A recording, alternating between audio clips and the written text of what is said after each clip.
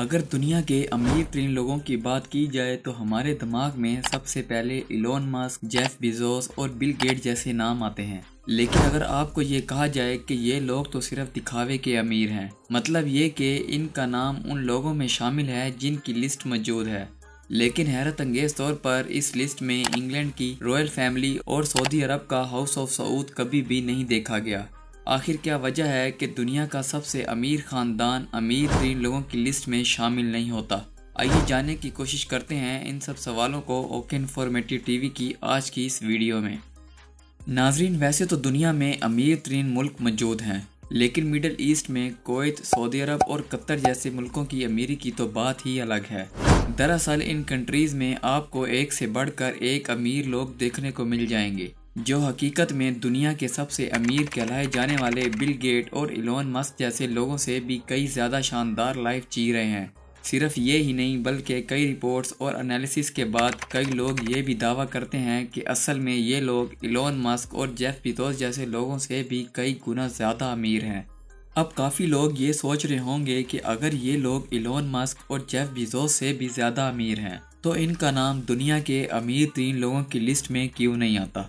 इस सवाल का जवाब जानने के लिए ज़रूरी है कि हमें सबसे पहले ये जाना जाए कि आखिर दुनिया भर के अमीर लोगों की ये लिस्ट बनाता कौन है। दरअसल फोर्ब्स, बिजनेस इनसाइडर और ब्लूमबर्ग जैसी कुछ फेमस मैगजीन इस लिस्ट को बनाने का काम करती हैं।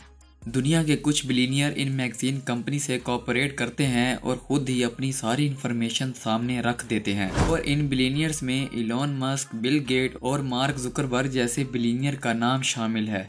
इसके अलावा जो मल्टी बिलियनियर अपनी इन्फॉर्मेशन फोर्ब्स को देने से इनकार कर देते हैं या फिर कोऑपरेट नहीं करते, तो इनके लिए फोर्ब्स में 50 से भी ज़्यादा रिपोर्टर्स की एक पूरी टीम होती है जो इन अमीर लोगों की नेटवर्थ के मुतालिक रिसर्च करते हैं। सबसे पहले फोर्ब्स इन अमीर लोगों की एक लिस्ट बनाता है और फिर रिपोर्टर्स की एक पूरी टीम लिस्ट में मौजूद कैंडिडेट के फैमिली मेम्बर और एम्प्लॉयज़ के इंटरव्यूज़ लेते हैं। इन सब के साथ साथ फोर्ब्स इन बिलियनियर के लेन देन और हर तरह की इन्वेस्टमेंट का एक पूरा रिकॉर्ड तैयार करते हैं। लेकिन इतना सब कुछ करने के बावजूद भी फोर्ब्स की तरफ से जारी की जाने वाली लिस्ट मुकम्मल तौर पर दुरुस्त नहीं होती, क्योंकि लोगों की एक्यूरेट नेटवर्थ का पता करना इतना आसान काम नहीं है। खैर, अब हम जानते हैं कि रॉयल फैमिली मेंबर और सऊदी अरब के प्रिंस और शेखों को इस लिस्ट में शामिल क्यों नहीं किया जाता।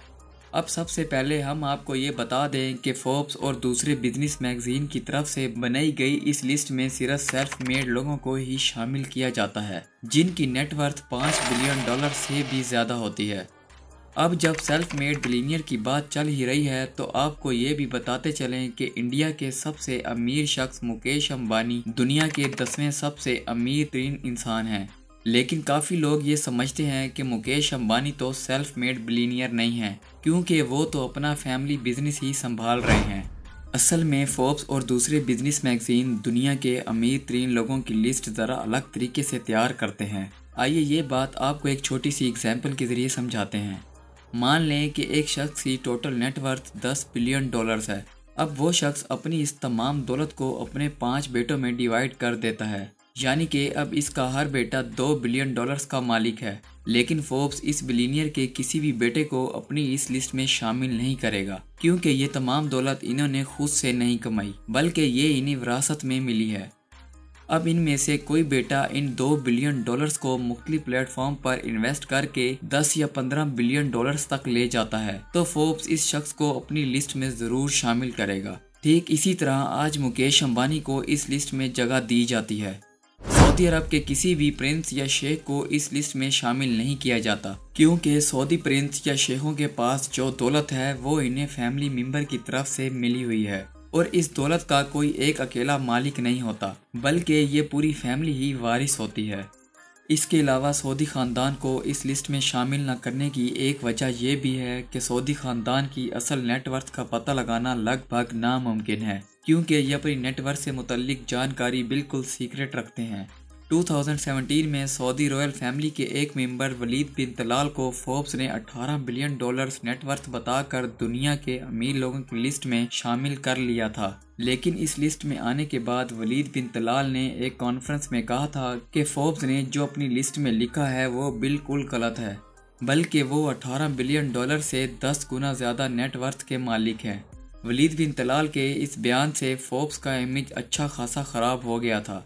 तब से फोर्ब्स और दूसरे बिजनेस मैगजीन ने यह फैसला किया कि वो अपनी लिस्ट में किसी भी अरब कंट्री के शहजादों या रॉयल फैमिली को शामिल नहीं करेंगे। और यही वजह है कि फोर्ब्स या किसी भी बिजनेस मैगजीन की तरफ से बनाई गई सबसे अमीर लोगों की लिस्ट में किसी भी शेख या सऊदी अरब के किसी प्रिंस का नाम नहीं आता। वैसे तो आज के दौर में हम इलॉन मस्क और जेफ बेजोस को दुनिया का सबसे अमीर तरीन शख्स मानते हैं, लेकिन क्या पता हकीकत में दुनिया का सबसे अमीर तरीन शख्स कोई और ही हो।